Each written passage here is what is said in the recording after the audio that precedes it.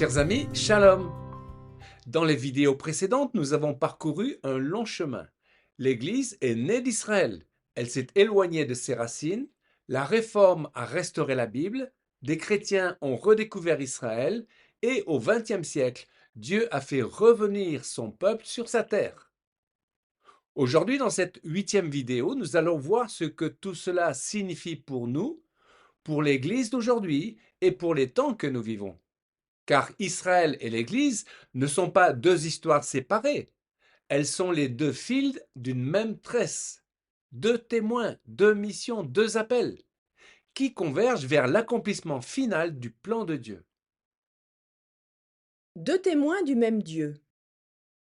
La Bible dit que la parole se tient sur la déposition de deux témoins selon Deutéronome. Dieu aussi a deux témoins dans l'histoire. Israël est le témoin de l'alliance, de la fidélité de Dieu, de la parole donnée une fois pour toutes. Israël est le témoin historique de Dieu dans le monde. À eux les alliances, la loi, le culte, les promesses. Tandis que l'Église est le témoin de l'Évangile parmi les nations, de la grâce, du salut offert à tous. Ces deux missions différentes mais complémentaires, l'une ne remplace pas l'autre, elles avancent ensemble. Moïse et Élie. Moïse et Élie sur la montagne de la Transfiguration constituent une des plus belles images bibliques pour illustrer Israël et l'Église comme les deux témoins. Cette image est profondément scripturaire et prophétique. Matthieu 17, versets 3 à 5. Moïse et Élie leur apparurent. Ils s'entretenaient avec Jésus. Pierre s'adressa à Jésus et lui dit: Seigneur, il est bon que nous soyons ici. Pendant qu'ils parlaient ainsi, une nuée lumineuse les enveloppa, et une voix en sortit qui disait: Celui-ci est mon fils bien-aimé, celui qui fait toute ma joie. Moïse représente la Torah, l'alliance du Sinaï, le peuple d'Israël dans sa vocation historique, la fondation concrète, terrestre, légale, spirituelle. Élie représente les prophètes, l'appel à la repentance, le feu, l'esprit, la voix prophétique, celui qui ne meurt pas, mais qui est enlevé. Dans la lecture messianique, Élie est la figure prophétique. Il annonce ce qui précède et accompagne la venue du Messie. C'est pourquoi Jean-Baptiste vient dans l'esprit et la puissance d'Élie. Et c'est pourquoi l'Église est appelée à porter le témoignage prophétique de Yeshua. Moïse et Élie ne se parlent pas entre eux. Ils parlent avec Jésus. Israël et l'Église ne sont pas deux chemins parallèles, indépendants, mais deux témoins qui convergent vers le Messie, s'effaçant devant lui. Et dans le livre de la Révélation, on parle des deux témoins qui ferment le ciel, nous pensons alors à Élie, et frappent la terre de plaies, nous pensons à Moïse. Au-delà de la lecture littérale, on discerne Israël gardien des Écritures et l'Église porteuse du message de l'Évangile. Apocalypse 11, versets 3 à 4. Je donnerai à mes deux témoins le pouvoir de prophétiser, revêtus de sacs, pendant 1260 jours. Ce sont les deux oliviers et les deux chandeliers qui se tiennent devant le Seigneur de la terre. Israël, la racine, la mémoire, la promesse. Israël est le peuple de la mémoire. Souviens-toi, dit Dieu à Israël. Sa mission n'a pas changé. Elle n'a jamais changé. Porter la Torah, garder l'alliance, rester témoin de Dieu dans l'histoire, être un peuple sacerdotal pour les nations. Même dispersé, même persécuté, Israël a gardé la flamme. Et son retour sur la terre d'Israël n'est pas une invention moderne. C'est l'accomplissement de la promesse faite à Abraham, répétée à Ésaïe, confirmée par Jérémie, annoncée par Ézéchiel. L'Église, la proclamation aux nations. De son côté, l'Église a reçu une mission unique. Aller, faites de toutes les nations des disciples.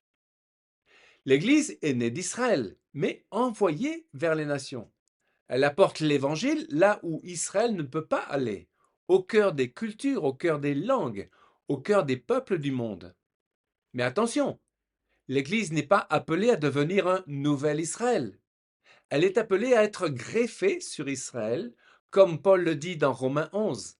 Elle reçoit la sève, la vie, la prophétie, le sens de l'histoire à travers la racine d'Israël. Romains 11, verset 25. Car je ne veux pas, frères, que vous ignoriez ce mystère, afin que vous ne vous regardiez point comme sages. C'est qu'une partie d'Israël est tombée dans l'endurcissement, jusqu'à ce que la totalité des païens soit entrée. Le grand malentendu historique. Pendant longtemps, l'Église s'est crue à la place d'Israël. C'est ce qu'on appelle la théologie de remplacement. Elle a produit des siècles de mépris, de persécution, de rupture avec la racine hébraïque et un christianisme déconnecté de Jésus en tant que Messie d'Israël.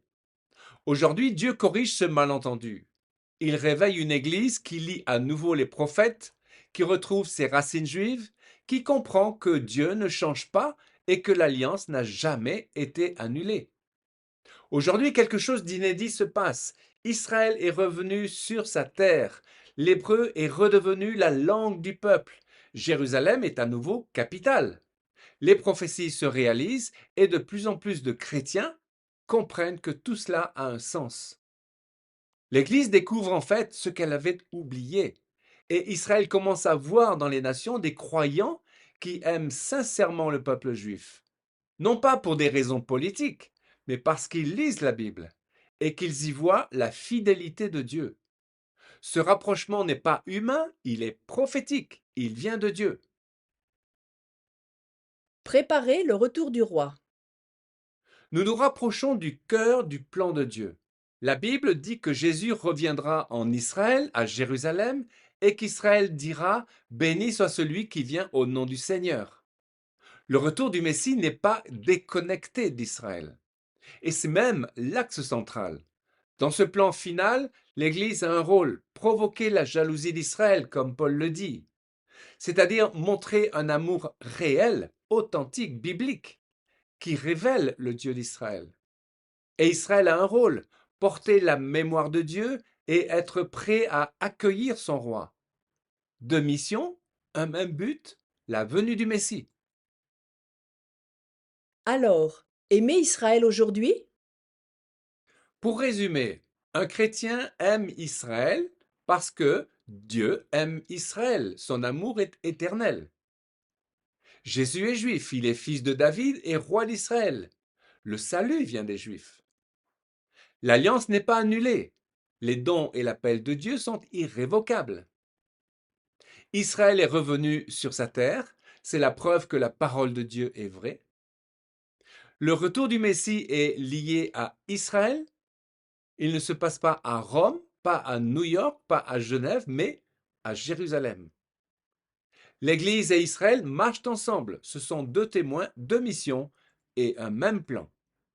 Chers amis, aimer Israël, ce n'est pas faire de la politique, c'est se tenir du côté de la promesse. C'est aimer ce que Dieu aime. C'est marcher avec lui dans son plan d'accomplissement. Que le Seigneur nous donne des yeux pour voir et un cœur aligné avec le sien. Amen. Dans la prochaine et dernière vidéo de cette série, nous ferons une synthèse de l'histoire de l'Église et Israël pour relire tout le parcours d'un seul regard.